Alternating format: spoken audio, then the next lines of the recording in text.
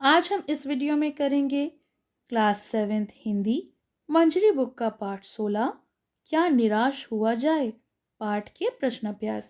तो चलिए इस पाठ के प्रश्नाभ्यास शुरू करते हैं। कुछ करने को और विचार और कल्पना में दिए गए प्रश्न विद्यार्थी को स्वयं करने हैं। निबंध से प्रश्न 1, क्या कारण है कि आजकल हर व्यक्ति संदेह संदेह होता है शक शक की दृष्टि से देखा जा रहा है। तो इसका उत्तर है आजकल लोग दोषी अधिक और गुणी कम दिखाई देते हैं। इसका कारण ये है कि गुणों पर कम ध्यान दिया जाता है और दोषों को बढ़ा चढ़ाकर दिखाया जाने लगा है। प्रश्न 2, जीवन के महान मूल्यों के बारे में लोगों की आस्थाएं क्यों हिलने लगी हैं। तो इसका उत्तर है आजकल समाचार पत्रों में ठगी, डकैती, चोरी, तस्करी और भ्रष्टाचार के समाचार भरे रहते हैं। आरोप प्रत्यारोप का कुछ ऐसा वातावरण बन गया है कि लगता है कि देश में कोई ईमानदार आदमी रह ही नहीं गया। हर व्यक्ति संदेह की दृष्टि से देखा जा रहा है। जो जितने ऊंचे पद पर है यानी पोस्ट, उनमें उतने ही अधिक दोष दिखाए जाते हैं। बेईमान, स्वार्थी, धूर्त लोग फल फूल रहे हैं, किंतु गरीब, ईमानदार और श्रमजीवी यानी जो लोग मेहनत करते हैं वो लोग दिनों दिन पिस रहे हैं। समाज में जो भीरू और बेबस लोग हैं उन्हें दबाया जाता है।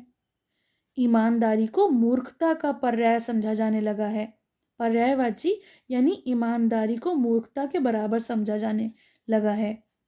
जीवन के महान नैतिक मूल्यों एवं आदर्शों का मजाक उड़ाया जाता है।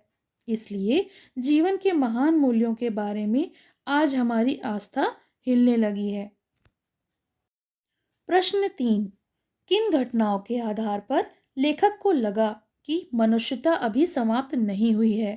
तो इसका उत्तर है एक टिकट बाबू की ईमानदारी और एक बस कंडक्टर की कर्तव्य परायणता की घटनाओं के आधार पर लेखक को ये लगा कि मनुष्यता अभी समाप्त नहीं हुई है। प्रश्न 4, बुराई में रस लेना बुरी बात है, अच्छाई में उतना ही रस लेकर उजागर ना करना और भी बुरी बात है, क्यों। तो इसका उत्तर है लेखक कहते हैं कि लोग एक दूसरे की बुराई को बड़ा रस लेकर उद्घाटित करते हैं यानी प्रस्तुत करते हैं, जो बहुत ही बुरी बात है। किंतु दूसरे की अच्छाई को उतना ही रस लेकर प्रकट करने में संकोच करना तो और भी बुरी बात है। यानी जो इंसान अच्छा है उसकी अच्छाइयों को नहीं प्रकट करेंगे, लेकिन अगर किसी में बुराई है तो उसे बड़ा मज़ा लेकर प्रस्तुत करेंगे, तो ये तो गलत बात है। हमारे आसपास असंख्य घटनाएं ऐसी होती हैं जिन्हें यदि उजागर किया जाए यानी प्रकट किया जाए तो लोगों के दिल में अच्छाई के प्रति अच्छी भावना जाग सकती है। अतः अच्छाई को प्रकट करने में कभी पीछे नहीं रहना चाहिए।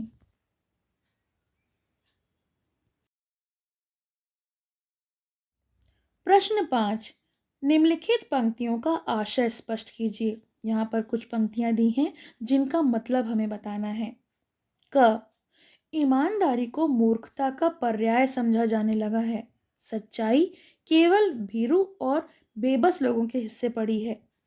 तो इसका आशय इस प्रकार है, वर्तमान समय में यानी आज के समय में धन का महत्व इतना बढ़ गया है, बेईमानी से कमाए गए धन से धनवान लोग भी सम्मान की नज़रों से देखे जाते हैं।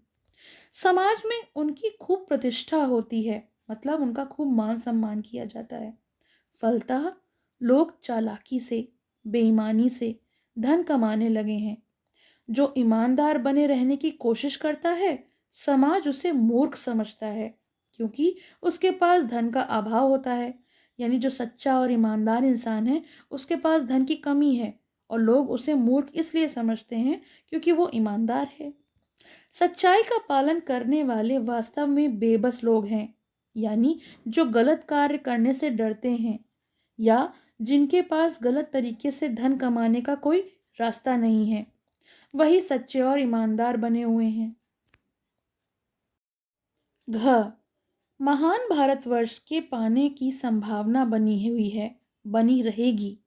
तो इसका आशय है, लेखक का कथन हमें यह संदेश देता है कि केवल कुछ बुराइयों को देखकर निराश नहीं होना चाहिए। इस देश में ईमानदार, कर्तव्यपरायण और अच्छे लोगों की कमी नहीं है। हमारा देश बुराइयों पर अवश्य विजय प्राप्त कर लेगा। अतः महान भारतवर्ष को पाने की पूरी संभावना है। भाषा की बात। प्रश्न 1, नीचे कुछ अव्यय शब्द दिए गए हैं, उनके प्रयोग करते हुए एक एक वाक्य बनाइए। तो अव्यय होते हैं कंजक्शन, जैसे कि क्योंकि, किंतु, परंतु, अथवा, इसलिए, चूंकि, तथा और अतः। ये कुछ शब्द हैं। ये शब्द वो होते हैं जो दो वाक्यों को जोड़ने का कार्य करते हैं और इन्हें अव्यय शब्द बोला जाता है। अब इनका प्रयोग करते हुए मैं वाक्य बनाना है। पहला है क्योंकि, मैं यहाँ रुकना नहीं चाहती क्योंकि यहाँ मेरा मन नहीं लग रहा। तो यहाँ देखिए दो वाक्यों को जोड़ा गया है क्योंकि के द्वारा। किंतु, वह गरीब था किंतु उसकी ईमानदारी में कोई कमी नहीं थी। तो इन दो वाक्यों को भी किंतु के द्वारा जोड़ा गया है। परंतु, वह आपसे ही मिलने आया था परंतु आप शहर से बाहर थे। तो यहाँ पे भी देखिए दो वाक्यों को परंतु के द्वारा जोड़ा गया है। अगला शब्द है अथवा। तुम अंग्रेजी अथवा हिंदी में कोई एक भाषा चुन लो। तो यहाँ पर अथवा लगाकर दो वाक्यों को पूरा किया गया है। अगला शब्द है इसलिए। रमा मेरी बात नहीं मानती, इसलिए मैंने उससे कुछ कहना ही छोड़ दिया है। चूंकि, चूंकि तुम एक मंत्री के बेटे हो, इसलिए तुम किसी पर भी अपनी मर्जी थोप सकते हो। आखिरी शब्द है तथा। ईमानदारी, सच्चाई, कर्तव्यनिष्ठा, स्वाभिमान, साहस तथा आत्मनिर्भरता वीर पुरुषों के गुण हैं। और आखिरी है अतः। हम आपसे मिलना नहीं चाहते, अतः आप यहां से चले जाएं। प्रश्न 2, ईमानदार तथा मूर्ख शब्द गुणवाचक विशेषण हैं। इनमें क्रमशः ई तथा ता प्रत्यय लगाकर भाववाचक संज्ञा यानी ईमानदारी तथा मूर्खता बनाया गया है। नीचे लिखे गए विशेषण शब्दों से भाववाचक संज्ञा बनाइए।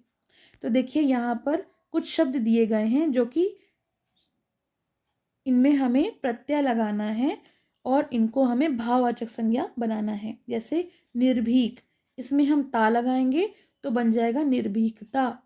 जिम्मेदार में ई लगाएंगे तो बनेगा जिम्मेदारी। कायर में ता लगाएंगे तो बनेगा कायरता। इसी प्रकार अच्छा का अच्छाई, लघु का लघुता और बुरा का बुराई। तो ये हमारे भाववाचक संज्ञा बन गए। इन शब्दों में हमने प्रत्यय लगाए हैं ता और ई। प्रश्न अभ्यास का अंतिम प्रश्न, प्रश्न 3। इस पाठ में सरल, मिश्र और संयुक्त तीनों प्रकार के वाक्य आए हैं। नीचे दिए गए वाक्यों को पढ़िए और बताइए कि वे किस प्रकार के वाक्य हैं। तो देखिए का दिया हुआ है, उसके सारे गुण भुला दिए जाएंगे और दोषों को बढ़ा चढ़ाकर दिखाया जाने लगेगा। तो ये एक संयुक्त वाक्य है, कंपाउंड सेंटेंस। एक बार मैं बस में यात्रा कर रहा था। तो ये एक सरल वाक्य है यानी सिंपल सेंटेंस। ग, इस समय सुखी वही है जो कुछ नहीं करता। तो ये एक मिश्रित वाक्य है। घ, यह सही है कि इन दिनों कुछ ऐसा माहौल बना है कि ईमानदारी से मेहनत करके जीविका चलाने वाले निरीह और भोले भाले श्रमजीवी पिस रहे हैं और झूठ तथा फरेब का रोजगार करने वाले फल फूल रहे हैं। तो ये एक मिश्रित वाक्य है। तो ये तो होगा इस पार्ट के प्रश्न अभ्यास। आपको कैसे लगे कमेंट सेक्शन में ज़रूर बताइएगा। और अभी तक आपने मेरे चैनल को सब्सक्राइब नहीं किया है तो प्लीज़ सब्सक्राइब माय चैनल, जिससे कि न्यू अपडेट्स आपको मिलते रहें। और इसका जो व्याख्या का लिंक है पार्ट का, वो मैं आपको डिस्क्रिप्शन में दे दूँगी, तो आप वहाँ से उस पार्ट की व्याख्या देख सकते हैं। Thank you. पसंद आया हो तो लाइक करें, शेयर करें और चैनल को सब्सक्राइब करें।